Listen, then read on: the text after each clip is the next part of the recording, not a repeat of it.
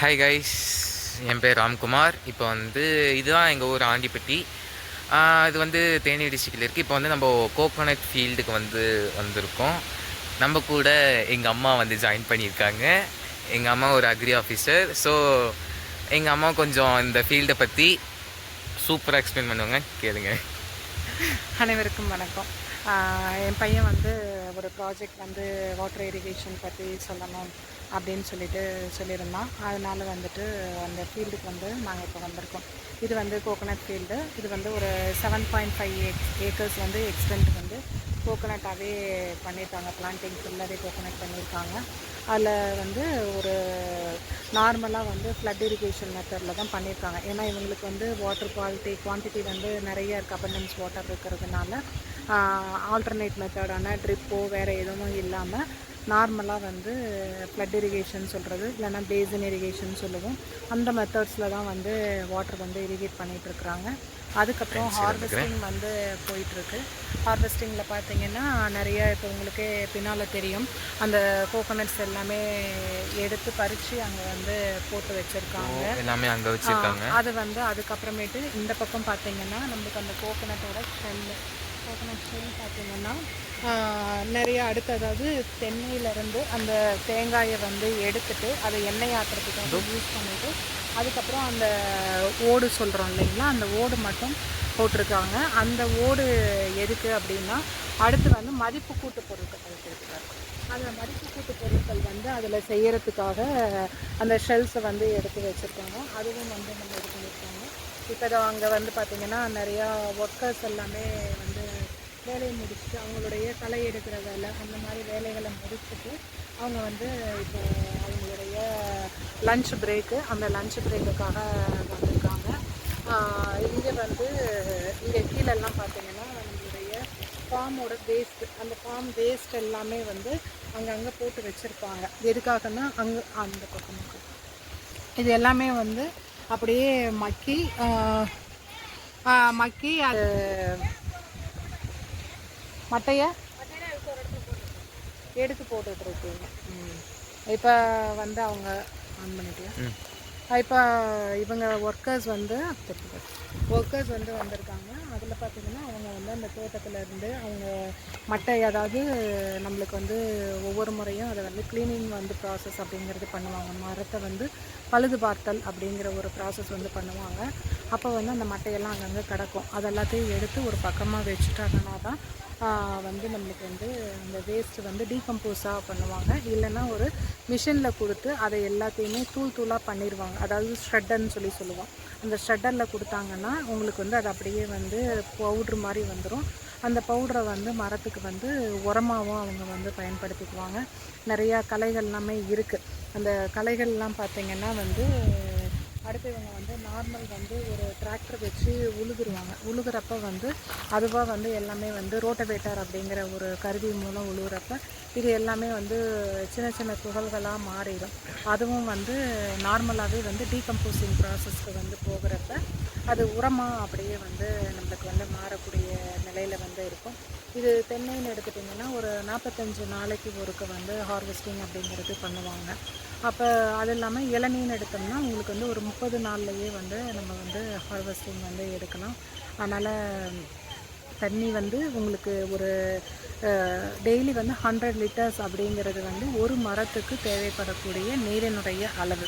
இந்த தண்ணியை வந்து நம்ம நல்லா கொடுத்தாவே வந்து உங்களுக்கு வந்து மரம் வந்து நல்ல ஒரு ஈல்டு வந்து கொடுக்கக்கூடியதாக இருக்கும். ஒரு குலைன்னு எடுக்கிறப்ப உங்களுக்கு வந்து 30லேருந்து 45 காய்கள் வரைக்கும் இருக்கும். அதனுடைய தரம்னு பார்த்திங்கன்னா நம்மளுக்கு எந்த அளவுக்கு தண்ணி உரம் கரெக்டாக கொடுக்குறோம், நுண்ணூட்ட உரங்கள் வந்து எந்த அளவுக்கு கொடுக்குறோமோ அந்த அளவுக்கு வந்து இது வந்து நார்மலாக நல்ல ஈல்டு கொடுத்துக்கிட்டே இருக்கக்கூடியதாக இருக்கும். இதில் 2 விதமான பூச்சிகள் தான் மெயினாக 2 வண்டுகள் தான் வந்து முக்கியமான பாதிப்பை கொடுக்கக்கூடியதாக இருக்கும். அதில் வந்து காண்டாமிருக வண்டு அப்படிங்கிறது, அப்புறம் சிவப்பு கூன் வண்டு அப்படிங்கிறது, ரைனோசரஸ் பீட்டில், அப்புறம் ரெட் பாம் வீவல். அது 2 தான் வந்து மெயினாக வந்து வண்டில் வந்து நம்மளுக்கு பாதிப்பை கொடுக்கக்கூடியது. அதுக்கப்புறமேட்டு வந்து சுருள் பூச்சி அப்படிங்கிறது ஒன்று வரும். அதுவும் வந்து கொஞ்சம் பூச்சின்னா சுருள் பூச்சி. ஏன்னா நாங்கள் விவசாயிக்கிட்ட தமிழ்லையே வந்து நிறைய சொல்லி சொல்லி அந்த தமிழ் வேர்டு தான் வந்து அதிகமாக வரும். அதனால் வந்து ஒயிட் ஃப்ளையோட சேர்ந்தது தான் அது. அந்த இதுவும் வந்து பார்த்திங்கன்னா நிறையா பாதிப்பு கொடுக்கக்கூடியதாக இருக்கும். அதை வந்து கரெக்டாக வந்து நம்ம மேனேஜ்மெண்ட் மெஷர்ஸ் கரெக்டாக எடுத்துக்கிறதுனால இது வந்து குறையிற மாதிரி ஆயிடும். அடுத்து பார்த்திங்கன்னா இந்த இடத்துல வந்து நம்மளுடைய அந்த வேஸ்ட்டு பொருட்கள், அதாவது தென்னையில் மேலே வந்து பார்த்திங்கன்னா அந்த ஐட்டம் தான் இருக்கும். இதை ரிமூவ் பண்ணிட்டு தான் நம்ம எடுப்போம். அது எல்லாமே எந்த ஒரு போர்ஷனுமே தென்னை பொறுத்த வரைக்கும் வேஸ்ட் அப்படிங்கிறதே கிடையாது. இங்கே கீழே பார்த்திங்கன்னா மட்டையெல்லாம் தேங்காவை எடுத்துகிட்டு இந்த மட்டையை போட்டிருப்பாங்க. இந்த மட்டையும் வந்து நம்மளுக்கு வந்து ஒரு ஃபேக்ட்ரிக்கு போச்சுன்னா அதை வந்து நம்மளுக்கு வந்து அந்த சோஃபாவில் வைக்கிறது, பெட்டில் வைக்கிறது, அதுக்கு எல்லாத்துக்குமே வந்து இந்த மட்டை வந்து தான் நம்மளுக்கு அந்த தென்னை நார் அப்படின்னு சொல்கிறாங்க பார்த்திங்களா, அதிலேருந்து தான் எடுக்கிறாங்க. அதே மாதிரி இப்போ டவுனில் இருக்கக்கூடிய செடிக்கு எல்லாமே வந்து இந்த தென்னை நார் தான் வந்து அந்த பிரிக்கெட்ஸ் அப்படின்னு சொல்லிட்டு செங்கல் கல் கட்டி மாதிரி இருக்கும். அது 1:10 டைம்ஸ் வந்து வாட்டர் வந்து அப்சார்ப் பண்ணிவிட்டு அதிலேருந்து நம்மளுக்கு வந்து அதில் செடி வந்து நம்ம வளர்த்துக்கிறதுக்கு, அதாவது வாட்டர் ஹோல்டிங் கெப்பாசிட்டி வந்து அதிகமாக இருக்கும். அதனால் வந்துட்டு டெய்லி நம்ம தண்ணி விடணுங்கிற அவசியம் இல்லை. அது அந்த மெத்தடில் தான் இப்போ வந்து மாடி தோட்ட கிட்டுக்கு எல்லாமே வந்து அந்த மெத்தடில் வந்து அவங்க வந்து கொடுத்துட்ருக்காங்க. இப்போ எல்லாமே எல்லா டிபார்ட்மெண்ட்ஸ்லேயுமே அந்த கிட்டு வந்து கிடைக்கும். இந்த நாரை தான் தென்னை வேஸ்ட்டில் இருந்து தான் அதை எடுத்து வந்து நம்மளுக்கு பண்ணிகிட்ருக்குறாங்க. இது நார்மலாக நம்ம வந்து ஆர்கானிக்காகவும் பண்ணலாம். அதில் பார்த்திங்கன்னா இப்போ இதை சுற்றி தென்னை மரத்தை சுற்றி இப்படி எல்லாமே போட்டிருக்காங்க. இது எல்லாமே ஆட்டோமேட்டிக்காக மக்கணும் அப்படிங்கிறதுக்காக. இதில் வந்து நம்மளுக்கு வேஸ்ட் டீகம்போசர்னு சொல்லிட்டு இருக்குது. அதை போட்டோம்னாலும் அதுலேயும் நம்மளுக்கு வந்து இந்த இடத்துலையே அதே வந்து ஒரு 20 to 30 டேஸில் வந்து அது அப்படியே மக்கிடும். அதுக்கப்புறமேட்டு அதுவே வந்து உரமாக மாறிடும். அதுக்காக அதை அப்படியே வந்து போட்டிருக்காங்க. இப்போ இந்த தென்னை மரத்துக்கும் இந்த தென்னை மரத்துக்கும் என்ன டிஃப்ரென்ஸ்? இது வந்து உங்களுக்கு குட்டை ரக தென்னை மரம். இதுவா? ஓகே. இது வந்து நெட்டை. இது உங்களுக்கு வந்து இளநீ பர்பஸ்க்காக, குட்டை மரம்ங்கிறது இளநீ பர்பஸ்க்காக இருக்கும். உங்களுக்கு வந்து ஒரு 3 இயர்ஸில் வந்து ஈல்டு வந்து கொடுத்துரும். அதாவது இது வந்து ஹைப்ரிடு கரெக்டா? இது வந்து ஹைப்ரிடு, இது நார்மல் நாட்டு மரம். இது வந்து உங்களுக்கு 3 இயர்ஸில் வந்து ஈல்டு கொடுத்துரும். அது வந்து நார்மலாக உங்களுக்கு 5 இயர்ஸ் வரைக்கும் ஆகிடும் நெட்டை ரகம் வச்சோம்னா. ஆனால் அதனுடைய ஏஜ் அப்படின்னு சொல்லி பார்த்தோம்னா உங்களுக்கு வந்து நெட்டை ரக மரங்கள், அதாவது டால் வர்றது இல்லைங்களா, அந்த டால் தான் வந்து அதிகப்படியான வருஷங்கள் வந்து நம்மளுக்கு வந்து ஈல்டு வந்து கொடுத்துக்கிட்டே இருக்கும். இதுக்கு வந்து அதனுடைய லைஃப் அப்படிங்கிறது வந்து கொஞ்சம் கம்மியாக இருக்கும். அதனால் இது வந்து சீக்கிரமாக நம்மளுக்கு மகசூல் கிடைக்கணும் அப்படிங்கிறதுக்காக, அதிகப்படியான மகசூல் கிடைக்கணும் அப்படிங்கிறதுக்காக இந்த ரகத்தை வந்து நம்ம வந்து தேர்வு பண்ணி பண்ணுறாங்க. அப்புறம் இளநீலையும் நிறையா உங்களுக்கு நார்மலாக தெரியும்.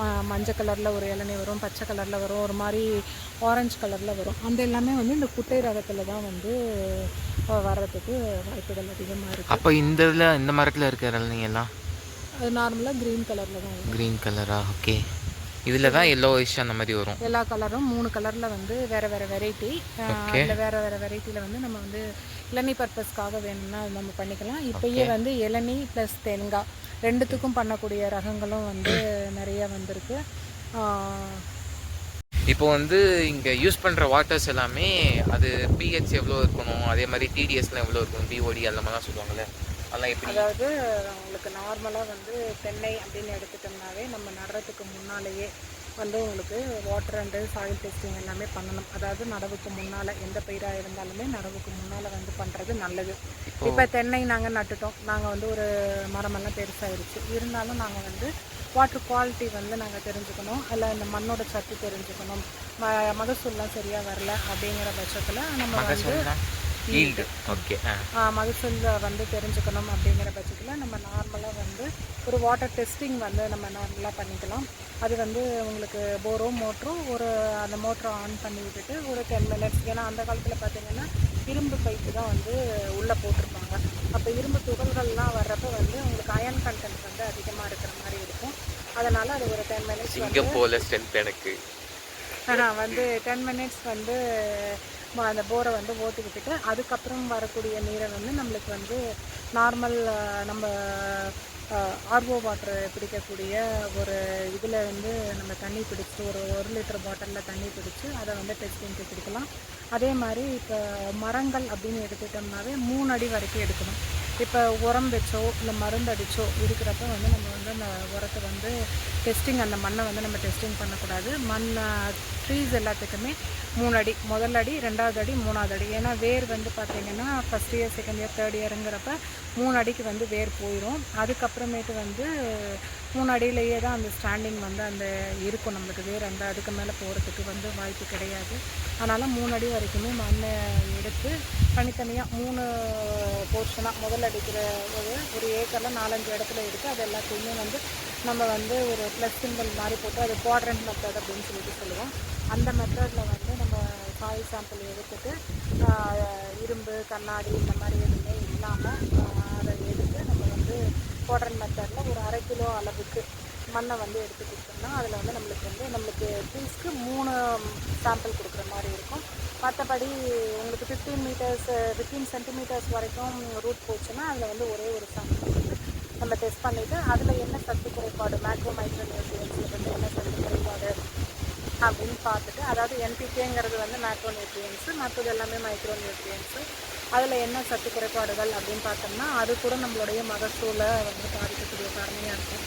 அது எல்லாத்தையுமே நம்ம டெஸ்ட் பண்ணி எடுத்து அதுக்கு தகுந்த மாதிரி முன்னோட்ட கலவையோ அதெல்லாமே வேர் மூலம் செலுத்தக்கூடிய விஷயங்களோ இருக்குது. அதாவது ரொம்ப இளம் ஒரு வேராக எடுத்து அதில் வந்து நம்ம வந்து அந்த பூஸ்டர்ஸ் எல்லாமே நம்ம கொடுக்கலாம். நிறைய மெத்தட்ஸ் இருக்குது அதில் எல்லாமே நம்ம பண்ணுறதுக்கு. அந்த மெத்தடில் வந்து நம்ம பண்ணிவிட்டு மகசூலை வந்து இன்க்ரீஸ் பண்ணுறதுக்கான வாய்ப்புகள் இருக்குது. இப்போ ஈவன் பார்த்திங்கன்னா நார்மலாக நியூட்ரல் pH இருந்ததுன்னா நம்மளுக்கு நல்லது. அதாவது அரௌண்ட் 7 இருந்ததுன்னா நம்மளுக்கு வந்து 6.5 to 7.5ங்கிற ஒரு லெவலில் pH இருந்ததுன்னா நல்லது. அதுக்கப்புறம் நம்மளுக்கு ஆசிடோ ஆல்கலியோ இருந்ததுன்னா அதுக்கு தகுந்த மாதிரி அதை கரெக்ட் பண்ணுறதுக்கு மெத்தட்ஸ் எல்லாம் நம்ம ஃபாலோ பண்ண வேண்டியிருக்கோம். இதுதான் பண்ண பற்றி. தண்ணி என்னங்க கூமாப்பட்டி, எங்கள் ஊர் ஆண்டிப்பட்டி வாங்க, சும்மா தேனா இனிக்கும் தண்ணி. இப்போது ஃபர்டிலைசர்ஸ்லாம் யூஸ் பண்ணாங்கன்னா அது என்ன மாதிரி ஃபர்டிலைசர்ஸ் இதுக்கு யூஸ் பண்ணுவாங்க கோகோனட்டுக்கு? அதாவது தலைமணி சாம்பல் சத்துன்னு சொல்லக்கூடியது, இல்லைன்னா காம்ப்ளெக்ஸாக நம்ம வந்து வச்சுக்கலாம். 6 மாதத்துக்கு ஒருக்க வந்து நம்ம ஃபெர்டிலைசர்ஸ் வந்து வைக்கணும். அதாவது அந்த இளம் வேர் எங்கே இருக்கோ அந்த வேரை வந்து சுற்றி வந்து நம்ம வைக்கணும். அதாவது ஒரு வட்டம் அப்படின்னா ஒரு அரை வட்ட அளவுக்கு. இப்போ வேர் வந்து நம்ம ஒரு சின்ன மரமாக இருந்ததுன்னா பக்கத்துலேயே நம்ம வந்து ஒரு அடி அளவில் நம்ம எடுத்துக்கலாம். உங்களுக்கு அது வேர் பார்க்குறப்ப தெரியும் எவ்வளோ தூரத்துக்கு வேர் போயிருக்கு அப்படின்னு சொல்லிட்டு. அந்த வேர் வர்றதை பொறுத்து வந்து நம்மளுக்கு வந்து நம்ம அதை தள்ளி வந்து நம்ம கொடுக்கணும். 1 அடியிலேருந்து நம்மளுக்கு 3 அடி வரைக்கும் நம்மளுக்கு வந்து அந்த ஃபெர்டிலைசர்ஸ் கொடுக்குற லெவல் வந்து தள்ளி போகும். ஒரு பெரிய சர்க்கிள் போட்டுட்டு இளம் வேரோடைய பகுதியில் வச்சுட்டு நம்ம ஒரு பெரிய சர்க்கிள் போட்டு அதில் ஒரு 1/2 சர்க்கிள் அளவுக்கு உரத்தை கொடுக்கணும். உரத்தை கொடுத்து நம்ம மூடி வச்சிடணும். அதுக்கப்புறம் இன்னும் ஒரு 6 மந்த்ஸ் கழித்து இன்னொரு 1/2 சர்க்கிள் அளவுக்கு உரத்தை கொடுக்கலாம். அது வந்து NPK தான் கொடுக்க போகிறோம். அதுக்கப்புறமேட்டு வந்து இயற்கை வழி உரங்கள்னால் நம்ம நார்மலாக வந்து நம்ம நீர் பாசனம் வழியாக செலுத்துகிறப்பையும் நம்ம செலுத்திக்கலாம். இது என்னது? அது வந்து உங்களுக்கு கீழே வந்து PVC பைப்ஸ் வந்து பதிச்சிருப்பாங்க.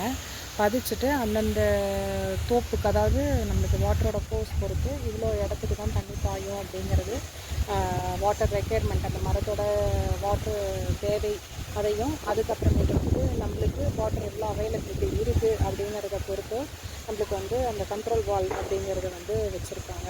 இது இந்த இடத்துல பார்த்திங்கன்னா 2 கண்ட்ரோல் வால்வ் வந்து வச்சுருக்காங்க. அந்த 2 கண்ட்ரோல் வால்வில் தான் வந்து நம்மளுக்கு தண்ணி வந்து ஒவ்வொரு தோட்டம், அதாவது ஒரு பகுதியாக பிரிச்சுருப்பாங்க. இப்போ நான் ஒரு 50 மரத்துக்கு ஒரு கண்ட்ரோல் வால்வ் அப்படிங்கிற மாதிரி வந்து பிரிச்சுருப்பாங்க. அதுக்கு தகுந்த மாதிரி அந்த கண்ட்ரோல் வால்வ் திறந்து விட்டாங்கன்னா அங்கங்கே வந்து தோப்புக்கு வந்து நம்மளுக்கு தண்ணி போயிடும். இது வந்து ஒரு பகுதி துண்டுக்கு வந்து நம்மளுக்கு தண்ணி வேணும்னா நம்ம திறந்து விடலாம். அதாவது நம்ம இங்கே ஓப்பன் பண்ணோம்னா இந்த ஏரியா அப்படியே லேண்ட் ஃபுல்லாக கவர் ஆயிரும். அதே மாதிரி அங்கே அடுத்தடுத்து இந்த இடத்துலயே பாருங்கள் 3 வச்சுருக்காங்க. 1 2 எப்படி 3. ஓகே, இந்த மாதிரி வச்சுருக்காங்க. அது தான் வந்து அது என்னது குட்டியா ஏர் வால்வ். அது உங்களுக்கு வந்து நடுவில் வந்து பைப்ஸ் எல்லாமே உங்களுக்கு பிலோ த கிரவுண்ட் லெவல் போகிறப்ப ஏர் லாக் எங்கேயும் இல்லாமல் இருக்கணுங்கிறதுக்காக, இல்லை ஏதாவது ஏர் லாக் ஆச்சுன்னா அதை ரிமூவ் பண்ணுறதுக்காக அங்கே ஏர் வால்வ் வந்து வச்சுருக்காங்க. அது இருந்ததுனா தான் உங்களுக்கு ஏர் ரிலீஸ் ஆகிட்டு வாட்டர் ஃப்ளோ வந்து கரெக்டாக போய்கிட்டே இருக்கும். அதுக்காக வந்து அந்த ஏர் வால்வ் வந்து வச்சுருக்காங்க. ஓகே, சொல்லுங்க. இப்போ நம்ம பார்த்த ஃபீல்டுக்கு உண்டான வாட்டர் சோர்ஸ் வந்து இந்த கிணத்துல இருந்து தான் தண்ணி போகுது. அது இல்லாமல் 2 போரும் போட்டிருக்காங்க. அது எல்லாமே வந்து ஒரே வந்து ஜாயின் பண்ணி தண்ணி விடுற மாதிரி, அதாவது போரில் இருக்கிற தண்ணி கிணத்துக்கு வந்துடும். இல்லை ஒரு சில ஃபீல்டு வந்து கிணத்துலேருந்து ஒரு 2 ஃபீல்டுக்கு விடுற மாதிரியும் மீதி வந்து போர்லேருந்து விடுற மாதிரியும் பண்ணியிருக்காங்க. இது பார்த்திங்கன்னா உங்களுக்கு தண்ணி வந்து மேலாப்லேயே இருக்குது. அதனால தான் இங்கே வந்து அந்த ஃப்ளட் இரிகேஷன் மெத்தட் அப்படிங்கிறத வந்து பார்த்துக்குறாங்க. இது முதல்ல வந்து தண்ணி இறைக்கிறதுக்காக போட்டு நார்மலாக ஏத்தம் வச்சு இறப்பாங்க இல்லைங்களா, அந்த இது வந்து அந்த மெத்தடுக்காக வச்சுருக்கக்கூடியது. அதுக்கப்புறம் இங்கே வந்து ஊரை ஒட்டி வர்றதுனால சுற்றியும் வந்து ஒயர் ஃபென்சிங் வந்து போட்டிருப்பாங்க ஃபார் சேஃப்டி ரீசன்ஸ்.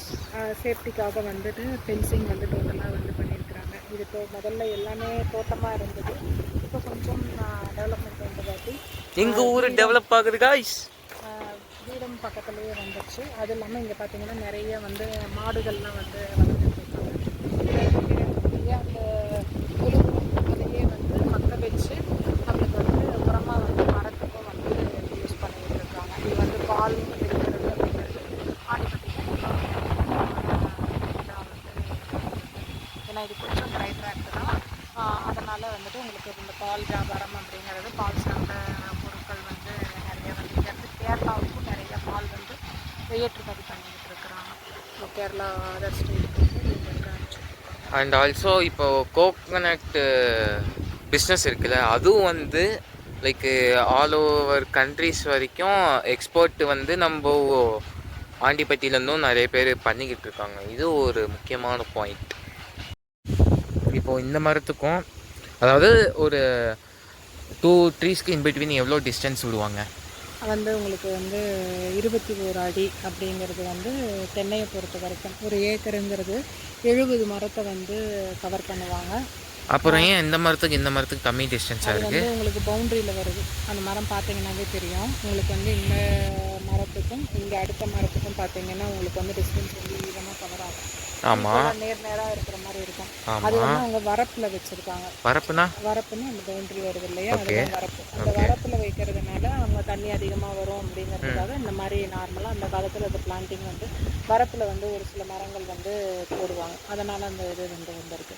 இல்லைன்னா நார்மலாக பார்த்தீங்கன்னா எல்லாமே நேர் வரிசையில் தான் வந்து இருக்கும்.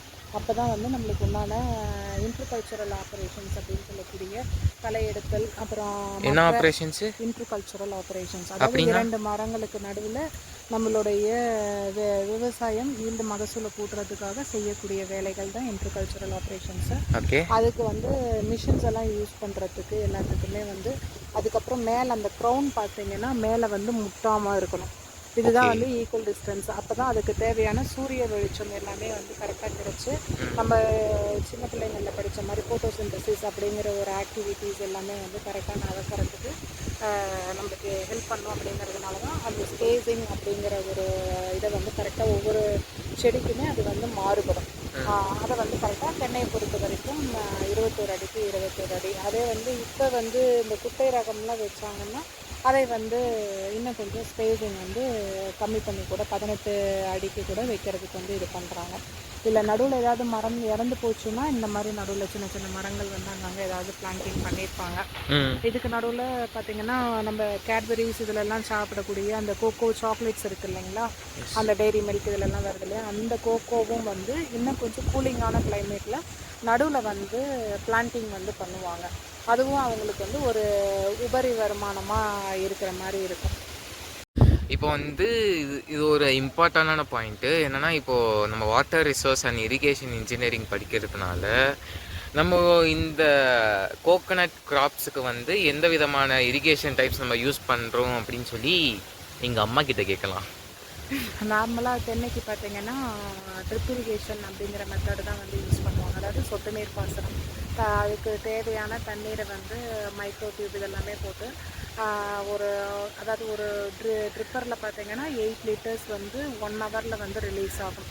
அது மைக்ரோ டியூப் மேலே போட்டு ஜேலாக் அப்படின்னு சொல்லக்கூடிய ஒரு சிஸ்டம் மூலயமா தான் வந்து நம்மளுக்கு வந்து அந்த டியூப்லேருந்து கொண்டு வந்து, அதாவது பிளாக் கலர் ஒரு ஓஸ் வரும், டிபிடி அப்படின்னு சொல்லக்கூடிய ஒரு ஓஸு, அதிலேருந்து தான் தண்ணி கொண்டு வந்து பிவிசி பைப்பில் இருந்து நம்மளுக்கு வந்து அந்த பைப்பில் பிளாக் கலரில் வரக்கூடிய ஆன்லைன் பைப்ஸ் அதில் தான் வந்து தண்ணி கொண்டு வந்து விடுவாங்க. அது வந்து ட்ரிப் இரிகேஷன். அது வந்து டிபார்ட்மெண்ட்டில் வந்து நிறைய சப்சிடிஸ் 100% சப்சிடி, அதாவது 5 ஏக்கருக்கு கீழே விவசாயிகள் நிலம் வச்சுருந்தாங்கன்னா அது வந்து உங்களுக்கு சப்சிடி வந்து 100% சப்சிடி கொடுப்பாங்க. அதே வந்து 5 ஏக்கருக்கு மேலே அந்த விவசாய நிலம் வச்சுருக்காங்கன்னா 75% சப்சிடி. அதில் உங்களுக்கு பணம் வந்து கொஞ்சம் நம்ம முன்ன பின்ன கட்டுற மாதிரி இருக்கும். ஏன்னா கவர்மெண்ட்டில் வந்து சதுரமாக இருக்கிற நிலத்தை தான் அவங்க எடுத்து ஒரு கால்குலேஷன் கொடுத்துருப்பாங்க. ஆனால் ஃபீல்டில் வந்து எல்லா நிலமுமே நம்மளுக்கு அப்படி அமையாது. அப்புறம் வாட்டர் சோர்ஸும் மெயின்லேருந்து நம்ம கொண்டு வரப்போ நம்மளுக்கு வந்து பிவிசி பைப்ஸ் எல்லாமே அதிகமாக தேவைப்படும். அதனால் வந்து நம்ம கொஞ்சம் கையில் இருந்து பணம் கட்டுற மாதிரி தான் இருக்கும். ஆனால் அவங்களுக்கு நார்மலாக எல்லோரும் அடாப்ட் பண்ணக்கூடியது வந்து ட்ரிப் இரிகேஷன் மெத்தட் அப்படிங்கிறது தான் இப்போ விவசாயத்தில் யூஸ் பண்ணிகிட்டு இருக்கிறது. அதே வந்து ஸ்ப்ரிங்க்லர் இரிகேஷன் இருக்குது, ரெயின் கன் வச்சு பண்ணக்கூடிய இரிகேஷன் டைப்பும் இருக்குது. ஸ்ப்ரிங்க்லருங்கிறது வந்து மேலேருந்து மலை அந்த மாதிரி வந்து மெட்டிகிட்டே இருக்கும். அந்த இரிகேஷனும் வந்து யூஸ் பண்ணுவாங்க. ரெயின் கன்னுங்கிறது இப்போ மாமரம் இந்த மாதிரி இருக்கிறதுனா அதுக்கும் வந்து ட்ரிப்பும் பண்ணலாம், இந்த மாதிரி ரெயின் கன் பண்ணுறதும் பண்ணுவாங்க. இதுதான் இந்த 3 டைப்பு வந்து அக்ரிகல்ச்சர் க்ராப்ஸ்க்கு வந்து யூஸ் பண்ணக்கூடியது. இன்னும் சில வகைகள் மிஸ்ட்டு இந்த மாதிரிலாம் இருக்குது. அது வந்து நம்மளுக்கு மைக்ரோ கிரீன்ஸ் எல்லாம் இப்போ நம்மளுக்கு பண்ணிகிட்ருக்காங்க, அதை மஷ்ரூம் பண்ணுறாங்க. அந்த மாதிரி மெத்தட்ஸ்க்கு எல்லாத்துக்குமே வந்து அதாவது ஒரு வேலையால் விட்டு நம்ம வந்து கையில் வந்து லைட்டாக தண்ணி தெளித்து அப்படி பண்ணுங்கிறதுக்கு அந்த மாதிரி மிஸ்ட் இரிகேஷன்ஸ் எல்லாமே வந்து இப்போ பண்ணிகிட்ருக்காங்க. இதை தான் வந்து இரிகேஷன் டைப்ஸில் வந்து நம்ம அக்ரிகல்ச்சர் க்ராப்ஸ்க்கு யூஸ் பண்ணக்கூடியது. ஓகே. தென்னையெல்லாம் பார்த்திங்கன்னா இப்போ தேங்காய் வந்து நல்ல ரேட்டுக்கு போயிட்டுருக்கு. ஏன்னா முதல்ல ரேட்டு கிடைக்காதனால நிறைய பேர் தென்னை மரங்களெல்லாம் வந்து அழிச்சிட்டு வேறு விவசாயத்துக்கு போயிட்டாங்க. இப்போ வந்து தேங்காய் நம்ம எடுத்துட்டோம்னாவே 50 ரூபா 60 ரூபா ஒரு காயே போட்டு நம்ம வாங்குற மாதிரி இருக்குது. ஃபீல்டுலன்னு பார்க்குறப்ப கிலோ வந்து ஒரு 70 ரூபா வரைக்கும் எடுத்துக்கிறாங்க. ஒரு நார்மல் காய் ஓரளவுக்கு நல்ல திரட்சியான காய்னா 1.5 காய் அளவுக்கு அவங்களுக்கு, அதாவது 1.5 காய்ங்கிறப்ப 2 காய் போட்டால் ஒரு 2 கிலோ அப்படிங்கிற அளவுக்கு வருது. இது இப்போ ஒரு லாபகரமான விவசாயமாக இப்போ வந்து தென்னை வந்து மாறி இருக்குது. அதனால் அதில் வந்து எந்த ஒரு பார்ட்டுமே வேஸ்ட் அப்படிங்கிறதே கிடையாது. தென்னையில் வந்து எல்லா பொருளுமே வந்து நம்ம வந்து யூஸ் பண்ணிக்கலாம். இப்போ நம்ம ஆயில் எடுக்கிறதுக்கு வச்சுக்கலாம். அதுக்கப்புறம் ஆயிலேருந்து அந்த கோகோனட் ஷெல் மட்டும் வர்றப்ப அதையும் இப்போ வந்து நிறைய வந்து மதிப்பு கூட்டு பொருட்கள்லாம் செஞ்சு ஐஸ்கிரீம் ஆகட்டும், இல்லை வந்து வேறு பட்டனே கூட வந்து அந்த ஷெல்லிலேருந்து செய்கிறாங்க. ஷர்ட் பட்டனாக வந்து இதை செய்கிறாங்க. நிறைய மதிப்பு கூட்டு பொருட்கள் வந்து செய்கிறாங்க.